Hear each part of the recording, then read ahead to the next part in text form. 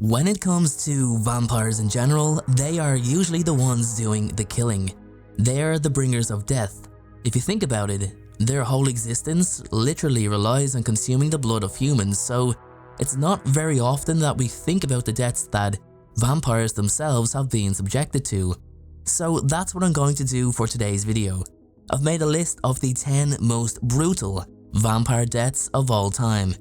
Now, I have tried my best to give variety for this list because, as many of us know, a lot of vampire deaths come from exposure to sunlight, but I can assure you it won't be the entire case for this video. So with that being said, let's kick off the list of the most brutal vampire deaths of all time with number 10, Claudia, Interview with the Vampire. Claudia's entire life, not just her death, was a complete tragedy. Even before she became a vampire, she was orphaned when her mother died of plague, and being ill herself, was then subjected to being fed upon by Louis de Pontulac. After he gave in to his vampire urges, Claudia was just 5 years old when she was turned into a vampire by Lestat de Liancourt, far too young to be changed even by the least modest vampire standards. Claudia's mind aged, but her body did not, and before her death, she had 60 years of life stored within the physical being of a 5-year-old child. When Claudia encountered the vampire Armand and the Théâtre des Vampires, she was sentenced to death for the attempted murder of her own kind in Lestat. During her imprisonment, Armand performed horrific experiments on her, surgically yet gruesomely, removing her head and attaching it to a mature woman vampire body. Claudia was barely alive and in agonizing pain, covered in black stitches when Armand finished the procedure, which ultimately failed. She was then thrown into an open-top cell, which slowly turned her skin to ash as the sun rose the next morning. A truly brutal experience. Moving on to number 9 with one of my favorite vampire movies of all time, The Lost Boys. We have David, the leader of the coven and probably the coolest looking vampire I've ever seen, with his bleach blonde mullet. Unfortunately for David, it wasn't a very cool ending for him. After Michael rejected the opportunity to complete his transition into a vampire, in addition to infiltrating the vampire lair that resulted in the Frog Brothers killing Marco, one of David's coven, David and the remaining vampires then sought to take revenge by going to Michael and Sam's house to kill them. Both he and Michael end up in a rather tense hand-to-hand battle, with David looking like he was in control. The momentum, however, shifted to Michael's favor, and he took advantage of David's lapse in concentration by gruesomely impaling the vampire onto the deer antlers hanging on the wall. He returns back to his human form as he dies, which makes his death even more tragic. Next up, we're shifting over to the Vampire Diaries to talk about the death of Rose-Marie, or just Rose as she's preferred to be known. She was attacked by the werewolf Jules as a means of revenge for the death of her packmate, and was left with a vicious bite that was originally intended for Damon Salvatore. After the wound healed, Rose thought she was in the clear until it resurfaced again, much larger, weeping blood and oozing a darker blackened substance, indicating that the werewolf bite was indeed fatal. Rose began experiencing extreme pain all over her body. She broke out in a constant sweat, she experienced fever, nausea, and even began hallucinating, which for a vampire is all the things you're supposed to be free from when you transition. She began experiencing an uncontrollable bloodlust before being subdued by Damon. Her hallucinations eventually took her to a place of peace, and as the venom brought Rose closer to death, Damon, knowing she would not survive, mercifully staked her through the heart to end her suffering. Moving on to number 7, Santiago. If you've read the book, watched the movie, or even seen the series, then you're certain to remember Santiago from Interview with the Vampire.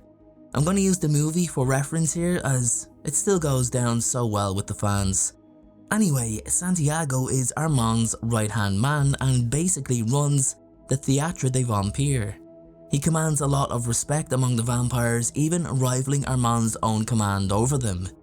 When Louis and Claudia arrive in Paris and begin visiting the theatre, Santiago identifies through reading Claudia's mind that she had wronged Lestat, which eventually comes to light as attempted murder. He pushes for her capture and execution for breaking the vampire law of never killing your own kind. Claudia is executed by sunlight, and Louis literally becomes a vampire obsessed with revenge. He sets the theatre on fire and then finally confronts Santiago. Using a scythe, he uses Santiago's own speed against him and slices through him like butter. It's a pretty gore-filled scene, but a deserved brutal death for Santiago. We are heading over to Dracula's Way for number 6 with a very underrated movie and an underrated story of the vampire's origins. Dracula Untold gives us Vlad Tepes's desperation to save his people by reluctantly accepting temporary powers of the vampire. This is based on the condition that he doesn't consume human blood, otherwise the powers become permanent, along with him becoming a monster. Spoiler, he does feed on human blood and becomes Dracula. However, he was never in denial of what he was, an abomination of God and an abomination of nature.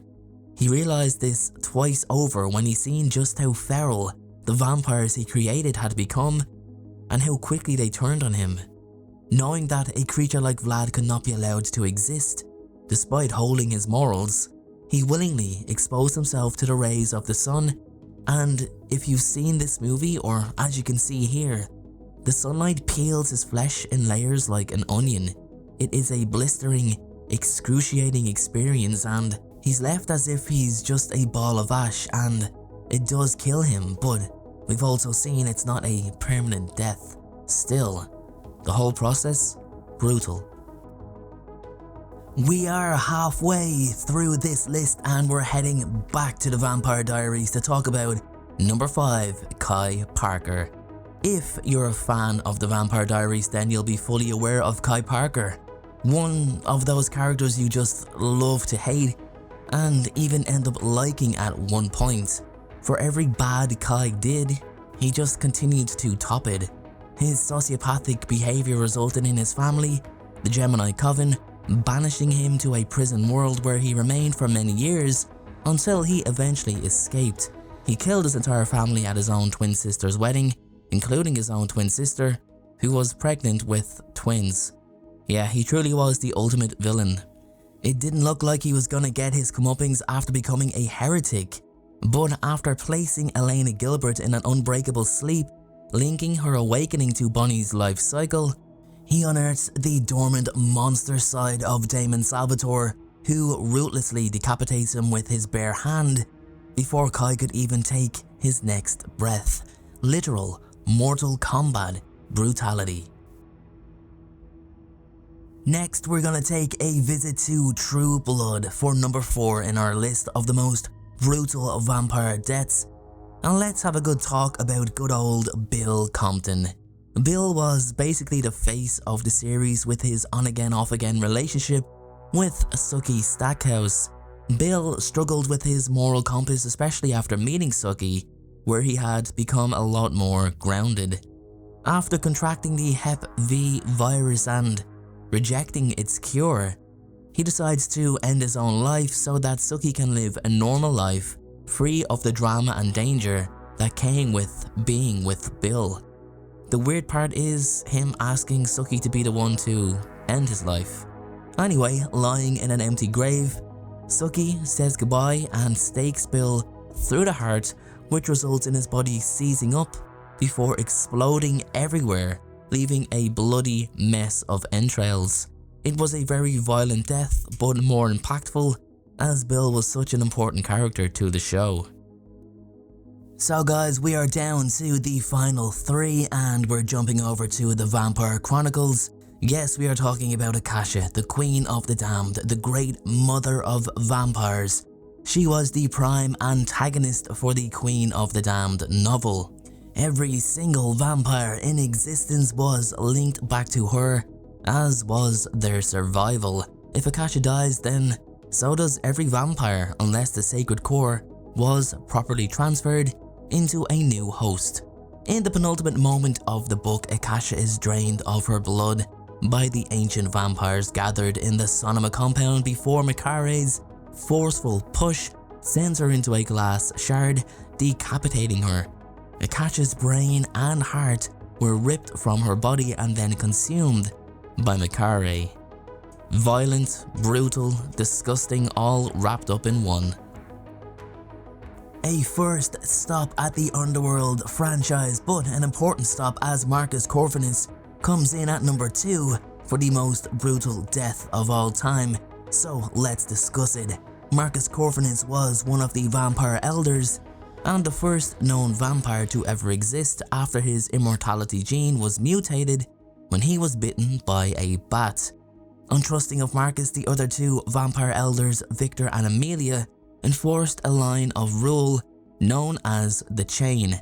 When Marcus was unintentionally awakened, in addition to learning of Victor and Amelia's deaths, he said upon freeing his brother William, the first werewolf, from his eternal captivity.